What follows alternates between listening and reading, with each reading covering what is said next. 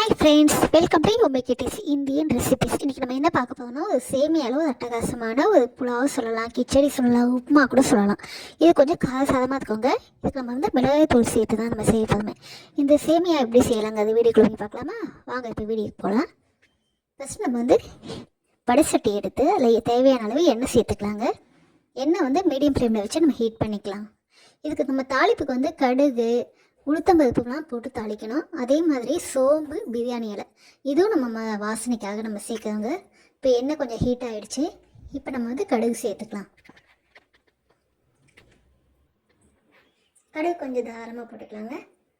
இது கூடவே நம்ம வந்து கொஞ்சோண்டு முழு உளுத்தம்பருப்பு இருந்தாலும் பரவாயில்ல, அதுவும் நம்ம போட்டுக்கலாம். இல்லை உடச்ச உளுத்தம்பருப்பு இருந்தாலும் பரவாயில்ல, நம்ம வீட்டில் இருக்கிறத நம்ம அதே யூஸ் பண்ணிக்கலாம். இதுக்காக நம்ம போய் வாங்கணும்னு அவசியம்லாம் கிடையாது. என்ன வீட்டில் இருக்கோ அதை வச்சு நம்ம வந்து இது மாதிரி செய்யலாம். டிஃபன்லாம் வந்து உளுத்தம்பருப்பை கொஞ்சம் தாராளமாக போட்டுக்கலாம்.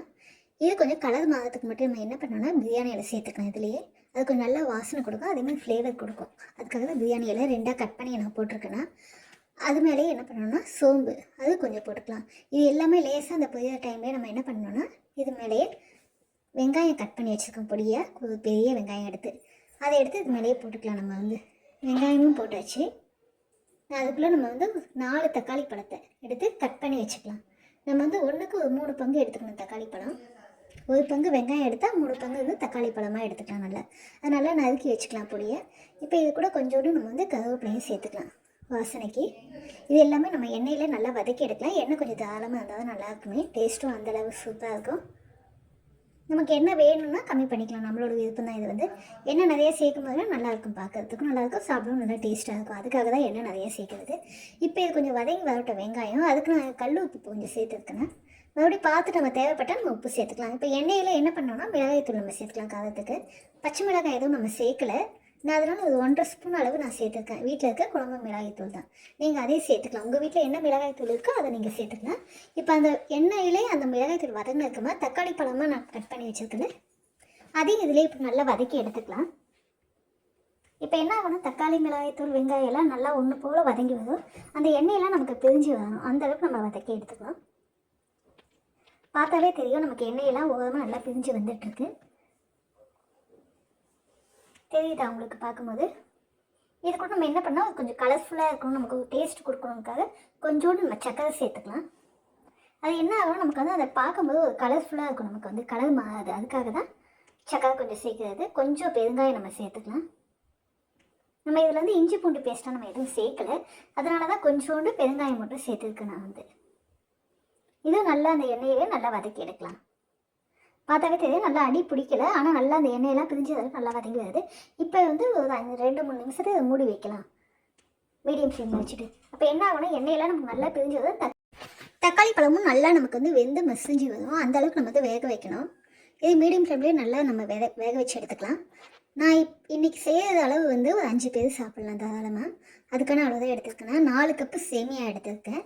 அது தண்ணி வந்து நான் வந்து 6 கப் எடுத்துருக்கேன். 4க்கு நம்ம 6 கப் தண்ணி தாராளமாக எடுக்கலாம். அதுவே நல்லாயிருக்கும், பார்க்குறதுக்கு சாப்பிட்றதுக்கும் நல்லா டேஸ்ட்டாக இருக்கும், ரொம்ப ட்ரை ஆகாது. அதுக்காக தான் நான் 6 கப் எடுத்துருக்கேன்னு சொல்கிறேன். நான் வந்து பார்த்தாவே தெரியும் தக்காளி பழம் நல்லா வெந்து மசிஞ்சு வந்துடுச்சு.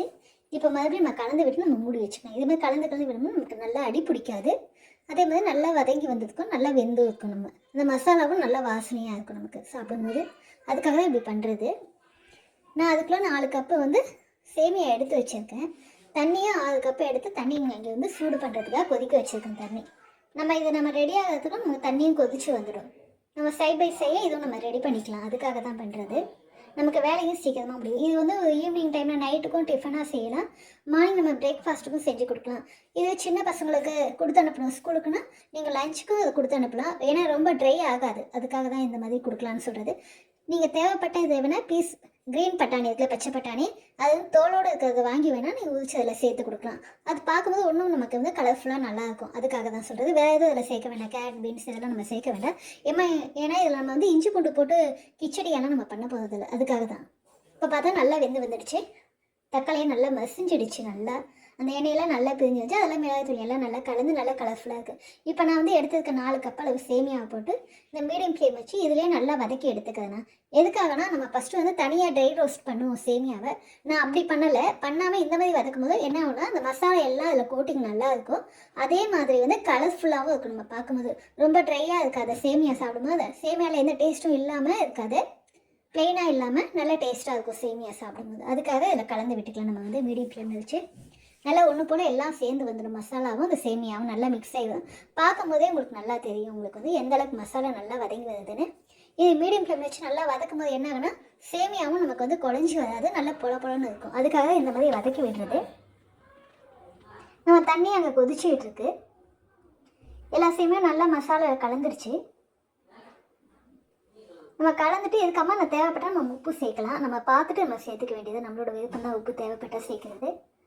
எல்லாம் கலந்து விட்டுட்டு இருக்கு. நம்ம வந்து மீடியம் ஃப்ளேம் வச்சு நமக்கு நல்லா அடியெலாம் எதுவும் பிடிக்கல, அந்த அளவுக்கு நல்லா வந்திருக்கு. கலர்ஃபுல்லாகவும் இருக்குது. நம்ம பார்க்கும்போது சின்ன பசங்க இந்த மாதிரி செஞ்சு கொடுக்கும்போது என்ன ஆகுனா நல்லா கலர்ஃபுல்லாக இருக்கும்போது சாப்பிடுவாங்க விருப்பப்பட்டு.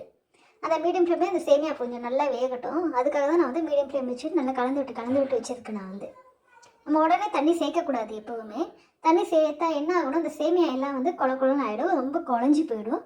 சாப்பிட்றதுக்கு அந்தளவுக்கு டேஸ்ட்டாக இருக்காது. நமக்கு வந்து தனியாக உதிரியாக இருந்தால் தான் நல்லாயிருக்கும் சாப்பிடும்போது. சின்ன பசங்களுக்கு நூடுல்ஸ் எல்லாம் சாப்பிடும்போது எந்தளவுக்கு விருப்பப்பட்டு சாப்பிடுவாங்களோ அந்த மாதிரி விருப்பப்பட்டு சாப்பிடுவாங்க. இந்த மாதிரி கொடுக்கும்போது இதை மறுபடியும் மீடியம் ஃப்ளேமில் இருந்து நான் மறுபடியும் கலந்து விட்டுக்கிறேன். நல்லா வதக்கி எடுக்கலாம். உங்களுக்கு விருப்பப்பட்டால் நீங்கள் வேணால் நெய் சேர்த்துக்கலாம். நான் நெய் எதுவும் சேர்க்கலை, எண்ணெய் மட்டுமே நான் சேர்த்துருக்கேன். உங்களுக்கு வாசனை தேவைப்பட்டால் வேணால் நெய் சேர்த்துக்கலாம். எல்லாம் கலர் நல்லா பார்த்தா நல்லா கோல்டன் கலரில் வந்திருக்கு. சேமியா ஒரு ஆரஞ்சு ரெட்டு அந்த மாதிரி கலந்துருக்கு. பார்க்கும்போது நல்லா கலர்ஃபுல்லாக இருக்குது. கிட்ஸுங்க இந்த மாதிரி கொடுக்கும்போது நல்லாயிருக்கும். கலர்ஃபுல்லாக இருந்தால் தான் அவங்க ரொம்ப விரும்பி சாப்பிடுவாங்க. இப்போ தண்ணி நல்லா கொதிச்சு வந்துருச்சு. நான் இப்போ என்ன பண்ண போதுன்னா மீடியம் ஃப்ளேம் வச்சுட்டு தண்ணியை ஊற்றிட்டு நான் ஹை ஃப்ளேமில் வைக்க போதும். நான் இப்போ வந்து நமக்கு சேமியாவோட கலர் வந்து அந்த ஒயிட் கலர் வரலை, அந்தளவுக்கு நல்லா கலர்ஃபுல்லாக இருக்குது. பார்த்தாலே நமக்கு வந்துட்டு நம்ம நல்லா தண்ணியில் வந்து நல்லா கலந்து விட்டுக்கலாம். அந்த சேமியாவை அந்த தண்ணியோட சேமியா நல்லா ஒன்று போல் நல்லா கலந்து வந்துடும் நமக்கு. இப்போ நம்ம ஒரு நிமிஷம் தண்ணியை வந்து செக் பண்ணி பார்க்கலாம் உப்பு சரியாக இருக்கா என்னன்னு. தேவைப்பட்டால் இந்த டைமில் நம்ம உப்பு சேர்த்துக்கலாம். எனக்கு உப்பு கொஞ்சம் கம்மியாக தான் இருக்குது, நான் உப்பு சேர்த்துக்கிட்டேன். உங்களுக்கு தேவைப்பட்டால் நீங்கள் சேர்த்துக்கலாம் தாராளமாக இந்த டைமில் உப்பு வந்து. இப்போ நான் ஹை ஃப்ளேமில் தான் வச்சுருக்கேன். ஹை ஃப்ளேமில் வச்சு நம்ம கலந்து விடும்போது சீக்கிரமாக சேமியா வெந்து வந்துடும். நமக்கு ரொம்ப நேரம் வேக வேணும்னு அவசியம் கிடையாது. ஏன்னா நல்லா நம்ம வதக்கி எடுத்துருக்கோம். மசாலாவும் நல்லா வதங்கி வந்துடுச்சு. இப்போ வந்து ஸ்டவ் லோ ஃப்ளேமில் வச்சுட்டு என்ன பண்ணால் மூடி வைக்கலாம் ஒரு 2-3 நிமிஷத்துக்கு. நான் கொஞ்சம் புதினா இலையும் பாதி லெமன் எடுத்துருக்கேன்னா இது ரெண்டுமே நம்ம வந்து ஸ்டவ் ஆஃப் பண்ணிட்டு தான் நம்ம சேர்க்கணுமே. அந்த மீடியம் ஃப்ளேம்லேயே நமக்கு வந்து அந்த ஹீட்லேயே எதுவாகுது. சேமியா நல்லா உதிரியாக வந்துடும். நமக்கு பார்க்கும்போது கொஞ்சம் லிக்விடாக இருக்கிற மாதிரி இருக்கும். நம்ம சாப்பிடும்போது சரியாக இருக்கும். இந்த டைமில் நம்ம எடுக்கும்போது ரொம்ப ட்ரையாக எடுத்துட்டோம்னா அந்தளவுக்கு நல்லா இருக்காது.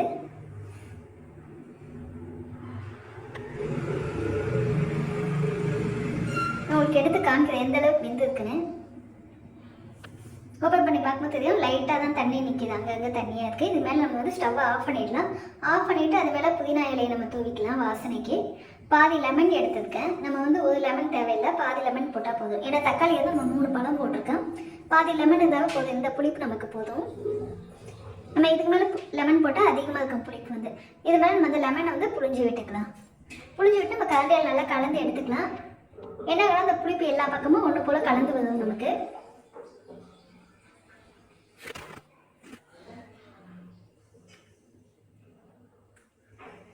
நமக்கு வந்து சுட ஒரு சேமியா ரெடி ஆகிடுச்சு.